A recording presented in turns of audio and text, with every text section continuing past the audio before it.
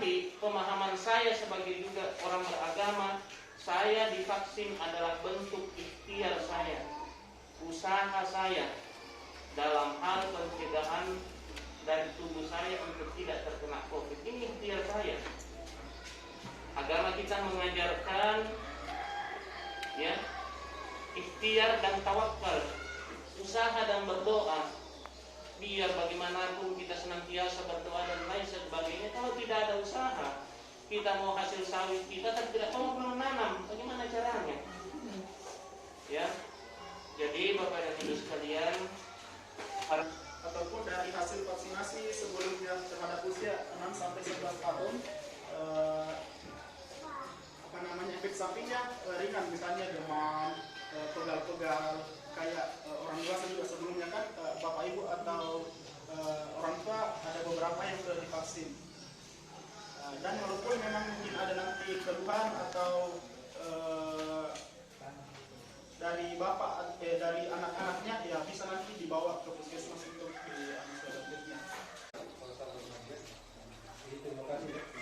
Selanjutnya saya persilakan kepada Bapak Istri Kepala Puskesmas Balikpapan.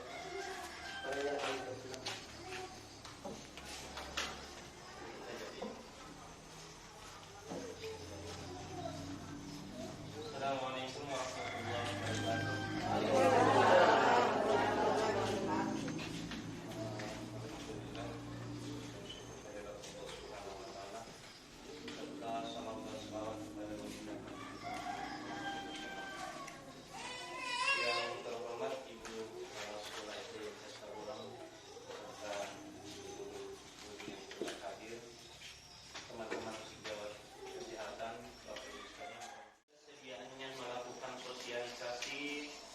Terkait dengan vaksinasi COVID untuk anak usia 6 sampai dengan 11 tahun. Ini adalah sekolah yang ketiga yang kami lakukan sosialisasi.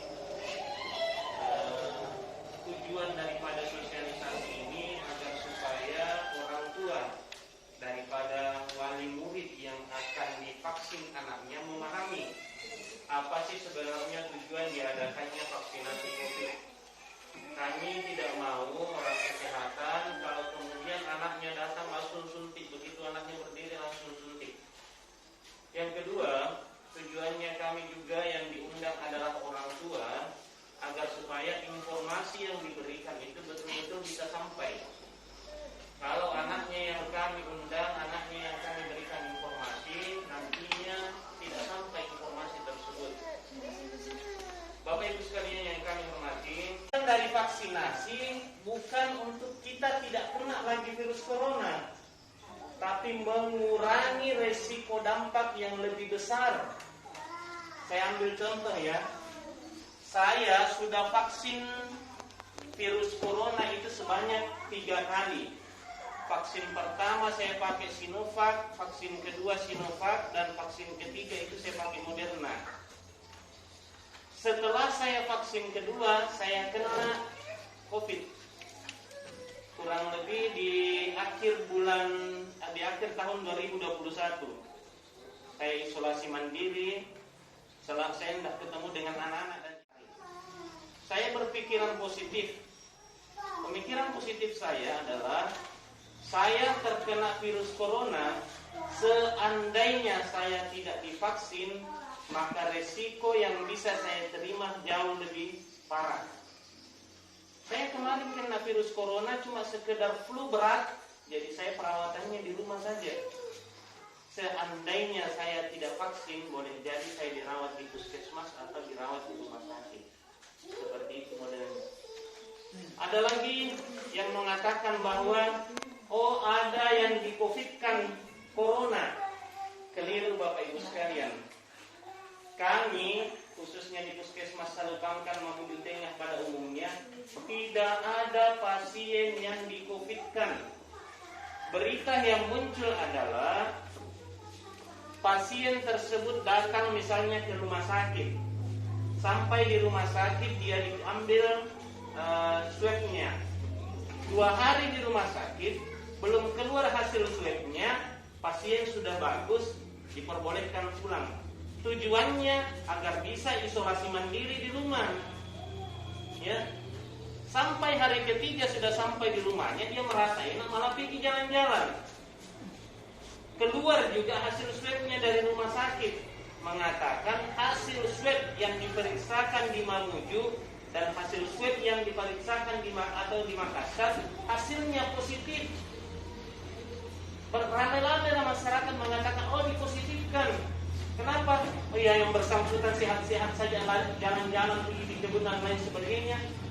Yang dikatakan dipositifkan Bapak Ibu sekalian, kalau kemudian kertas yang dikirim dari Makassar atau dari Mamuju hasilnya di situ negatif, baru kami sampaikan ke Ibu bahwa hasil tak positif, itu yang dikatakan dipositifkan. Kita sudah masuk pada tahap vaksinasi.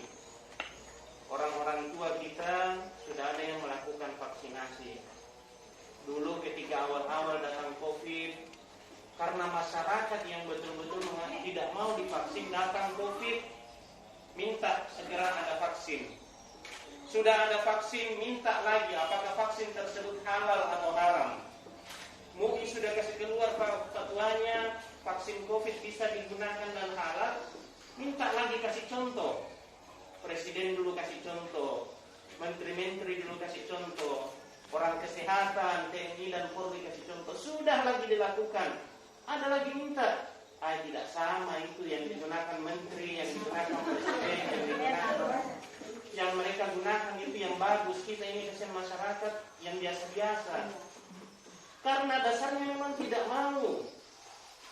Selalu dicarikan alasan supaya tidak divaksin. Oh nanti kalau sudah divaksin umurnya hanya 2 tahun saja. Alhamdulillah sampai dengan saat ini kami nakes-nakes ini dan guru-guru yang sudah divaksin sampai sekarang alhamdulillah masih hidup. Sudah kurang lebih hampir 2 tahun. Nggak tahu kalau kemudian nanti 2 tahun betul-betul ajal kami sampai di situ, ya sudah sampai di situ memang. Tapi pemahaman saya sebagai juga orang beragama, saya divaksin adalah bentuk ikhtiar saya, usaha saya dalam hal pencegahan dari tubuh saya untuk tidak terkena COVID. Ini ikhtiar saya.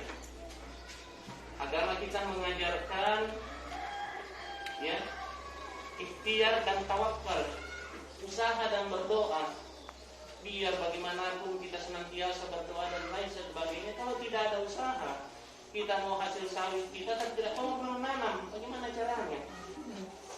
Ya, jadi Bapak dan Ibu sekalian, harapan saya nantinya keinginan dari tidak hanya keinginan saja, tapi paham, mengetahui.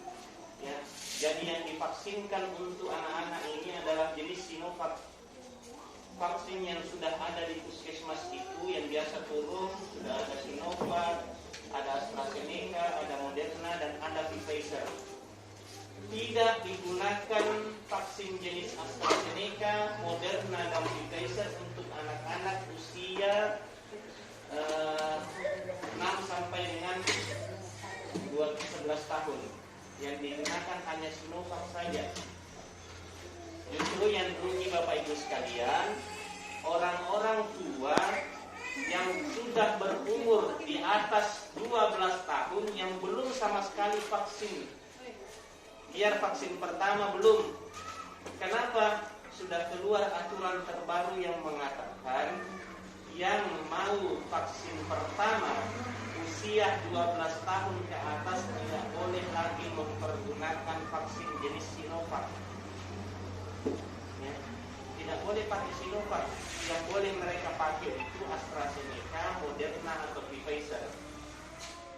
Sebagai orang tua mau mengambil tindakan yang tidak sesuai dengan anjurannya dokter.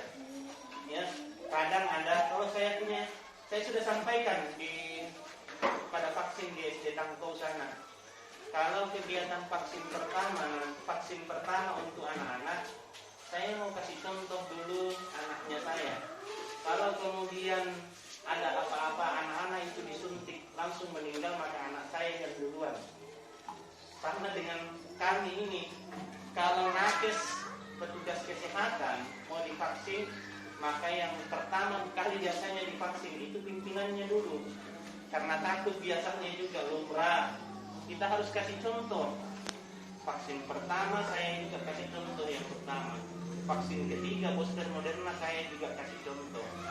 Jadi ibu sekalian, sekali lagi agar informasi yang siapa tahu ada informasi yang Bapak Ibu dengar di luar yang ingin ditanyakan terkait dengan vaksin, terkait dengan virus corona, supaya informasi tersebut bisa disaring, bisa mendapat tanggapan, mungkin nanti kita akan diskusi dan menjawab. Demikian yang dapat saya sampaikan, lebih dan kurangnya mohon dimaafkan. Assalamualaikum warahmatullahi wabarakatuh. Bapak Ibu yang sama-sama berbahagia, jadi penyampaian dari Bapak Kepala Puskesmas pada Bapak Yusri, saya ucapkan banyak terima kasih. Jadi berkenaan dengan vaksin, apa yang dijelaskan oleh dokter, apa yang dijelaskan oleh Pak Kepala Puskesmas sudah jelas. Dan mungkin masih ada yang mau ditanyakan sebelum kita melangkah ke acara selanjutnya.